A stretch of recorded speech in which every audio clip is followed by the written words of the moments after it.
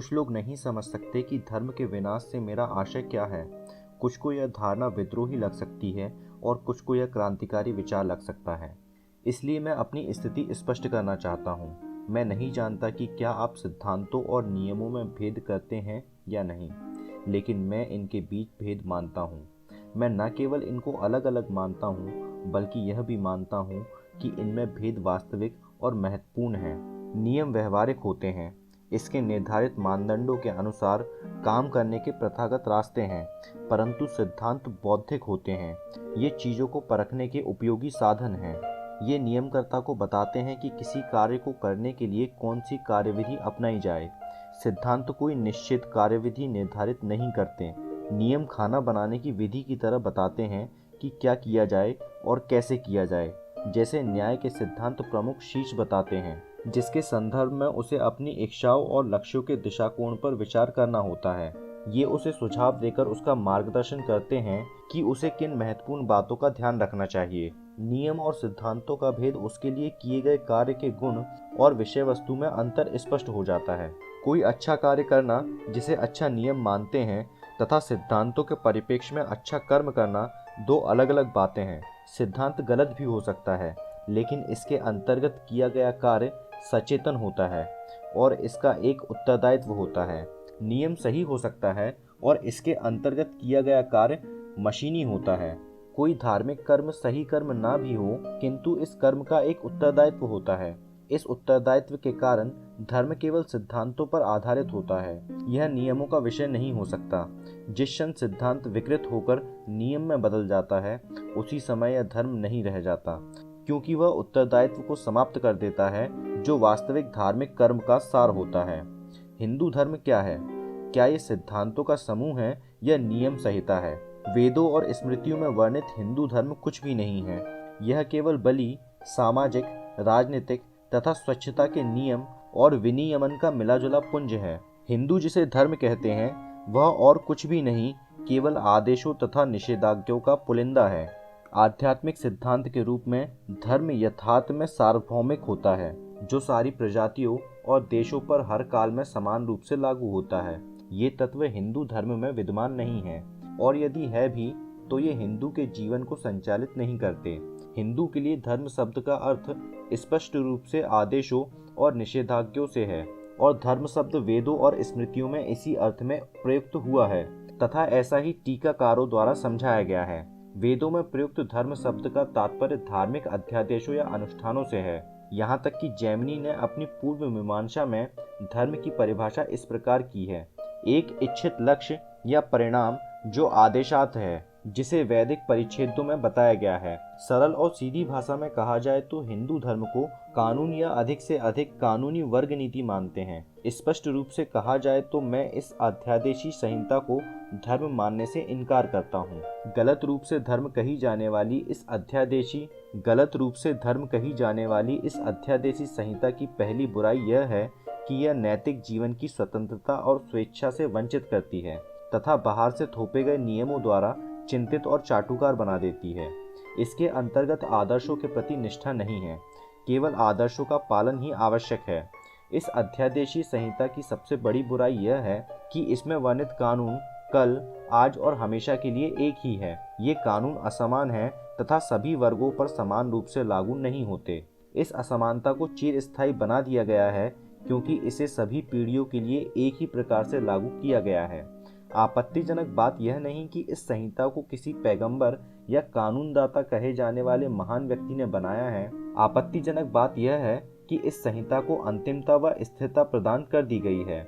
मन की प्रसन्नता किसी व्यक्ति की अवस्थाओं तथा परिस्थितियों के अनुसार बदलती रहती है। मन की प्रसन्नता अलग अलग व्यक्तियों के लिए अलग अलग काल में बदलती रहती है। इस स्थिति में मानवता कब तक शिकंजे में जकड़े और अपंग बने रहकर इस बाहरी कानून की संहिता को सहन कर सकेगी? इसलिए यह कहने में मुझे झिझक नहीं है कि ऐसे धर्म को नष्ट किया जाना चाहिए तथा ऐसे धर्म को नष्ट करने का कार्य अधर्म नहीं कहलाएगा। वास्तव में मैं कहता हूँ कि आपका परम कर्तव्य यह है कि आप इस मुखौटे को उतार दो जो गलत रूप से कानून को धर्म बताता है। आपके लिए यह एक आवश्यक कार्य है। एक बार आप लोगों को साफ साफ बता देते हैं कि यह धर्म नहीं है, वस्तुतः एक कानून है, तब आप यह कहने की स्थिति में होंगे कि इसमें संशोधन किया जाए या इसे समाप्त किया जाए।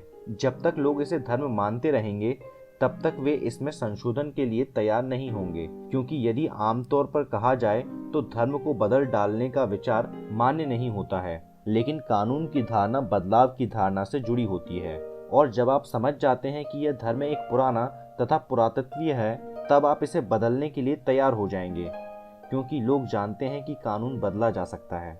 यद्यपि मैं धर्म के नियमों की निंदा करता हूँ, इसका अर्थ यह न लगाया जाए कि धर्म की आवश्यकता ही नहीं। इसके विपरीत मैं बर्क के कथन से सहमत हूँ, जो कहता है सच्चा धर्म समाज की नींव है जिस पर सब नागरिक सरकारें टिकी हुई हैं। परिणामतः जब मैं यह अनुरोध करता हूँ कि जीवन के ऐसे पुराने नियम समाप्त कर दिए जाएं, तब मैं यह देखने का उत्सुक हूँ कि इसका स्थान धर्म के सिद्धांत ले लें। तभी हम दावा कर सकते हैं कि यही सच्चा धर्म है। वास्तव में मैं इस बात से पूरी तरह सहमत हूँ कि धर्म आवश्यक है। इसलिए मैं आपको कहना चाहता हूँ कि धर्म में सुधार को मैं एक आवश्यक पहलू मानता हूँ। मेरे विचार से धर्म में सुधार के मूलभूत मुद्दे इस प्रकार हैं। हिंदू धर्म की केवल एक ही मानक पुस्तक होनी चाहिए, जिसे सारे के सारे हिंदू स्वीकार करें और मान्यता दें। इससे वस्तुतः मेरा तात्पर्य यह है कि वेदों, शास्त्रों और पुराणों को पवित्र और अधिकृत ग्रंथ मानने पर रोक लगे तथा इन ग्रंथों में निहित धार्मिक या सामाजिक मत का प्रवचन करने पर सजा का प्रावधान हो। अच्छा होगा यदि हिंदुओं में पुरोहिताई समाप्त की जाए। चूंकि ऐसा होना असंभव है, इसलिए पुरोहिताई पुश्तैनी नहीं होनी चाहिए। प्रत्येक व्यक्ति जो अपने को हिंदू मानता है, उसे राज्य के द्वारा परीक्षा पास कर सनद प्राप्त कर लेने पर पुजारी बनने का अधिकार होना चाहिए। बिना सनद के धर्मानुष्ठान करने को कानूनी वैध नहीं माना जाना चाहिए। जिनके पास सनद नहीं है, उनके द्वारा पुजारी का काम किए जाने पर सजा का प्रावधान हो। पुजारी एक सरकारी नौकरी होना चाहिए जिसके ऊपर नैतिकता, आस्था तथा पूजा के मामलों में अनुशासनात्मक कार्रवाई की जा सके। इसके अलावा उस पर नागरिक कानून भी लागू होने चाहिए। पुजारियों की संख्या को कानून द्वारा आवश्यकता के अनुरूप सीमित किया जाना चाहिए, जैसा कि ICS के पदों की संख्या के बारे में किया जाता है। कुछ लोगों के लिए यह सुझाव अति सुधारवादी लग सकता है, लेकिन मैं इसे क्रांतिकारी कदम नहीं मानता हूँ। भारत में प्रत्येक व्यवसाय का नियमन किया गया है। जैसे इंजीनियर द्वारा योग्यता दर्शाई जानी चाहिए, डॉक्टरों द्वारा योग्यता दर्शाई जानी चाहिए, वकील द्वारा भी योग्यता दर्शाई जानी चाहिए, इससे पहले कि वे अपने पेशे को अपनाएं। अपने पेशे के संपूर्ण समय के दौरान वे न केवल नागरिक और आपराधिक कानून मानने के लिए बाध्य हैं, बल्कि संबंधित पेशे में नैतिकता की विशेष आचार संहिता भी मानने को वे बाध्य हैं। केवल पुजारी का ही पेशा ऐसा है जिसमें योग्यता दर्शाने की आवश्यकता नहीं है। हिंदू पुजारी का ही केवल ऐसा पेशा है जिसके लिए कोई आचार संहिता निर्धारित नहीं है। मानसिक रूप से पुजारी मूर्ख हो सकता है, शारीरिक रूप से वह किसी खराब बीमारी जैसे सुजाक या सिफिलिस से ग्रसित हो सकता है, और नैतिक रूप से वह अधर्मी हो सकता है। इसके बावजूद वह पुण्य अनुष्ठान कर सकता है, हिंदू मंदिर के गर्भगृह में प्रवेश कर सकता है तथा हिंदू देवताओं की पूजा कर सकता है। इसके लिए एक ही शर्त है कि वह पुरोहित की जाति में पैदा हुआ हो। यह सब घृणास्पद है, और यह सब इस कारण है कि हिंदू पुजारी पर न कोई कानून लागू है और न ही कोई नैतिकता की आचार संहिता।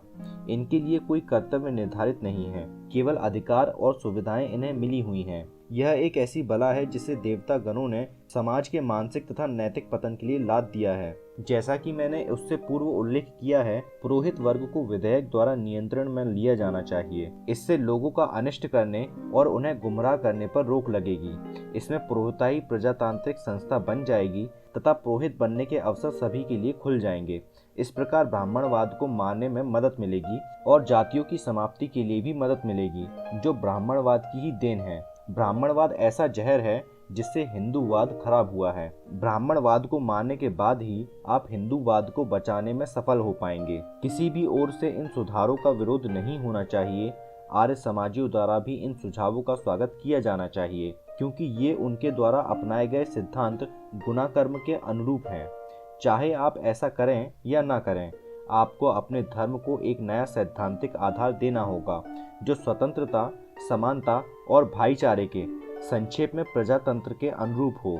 मैं इस विषय का विशेषज्ञ नहीं हूँ, लेकिन मुझे बताया गया है कि ऐसे धार्मिक सिद्धांत जो स्वतंत्रता, समानता और भाईचारे के अनुरूप हों, उन्हें विदेश से लाने की आवश्यकता नहीं है, क्योंकि इस प्रकार के सिद्धांत उपनिषदों में वर्णित हैं। आप चाहें तो पूरा ढांचा बदले बिना कच्ची धातु की यथेष्ट कटाई छटाई करके यह किया जा सकता है। इसका तात्पर्य है कि जीवन की मूलभूत धारणाओं को पूरी तरह बदला जाए। इसका तात्पर्य है कि मनुष्य और चीजों के प्रति दृष्टिकोण तथा रवैये में पूरा बदलाव लाया जाए। इसका अर्थ है धर्म परिवर्तन। परंतु यदि आप इस शब्द को पसंद नहीं करते तो मैं कहूँगा इसका अर्थ है नया जीवन। लेकिन एक नया जीवन मृत शरीर में प्रवेश नहीं कर सकता। नया जीवन केवल नए शरीर में ही प्रवेश कर सकता है। इससे पहले कि नया शरीर अस्तित्व में आए और उसमें नया जीवन प्रवेश कर सके, पुराने शरीर को हर हालत में मारना चाहिए। साधारण शब्दों में, इससे पहले कि नया जीवन डाला जाए और उसमें स्पंदन हो, पुराने ढर्रे को समाप्त होना चाहिए। यही मेरा कहने का अर्थ है जब मैंने कहा था कि शास्त्रों की सत्ता को हटाओ और शास्त्रों का धर्म नष्ट कर दो।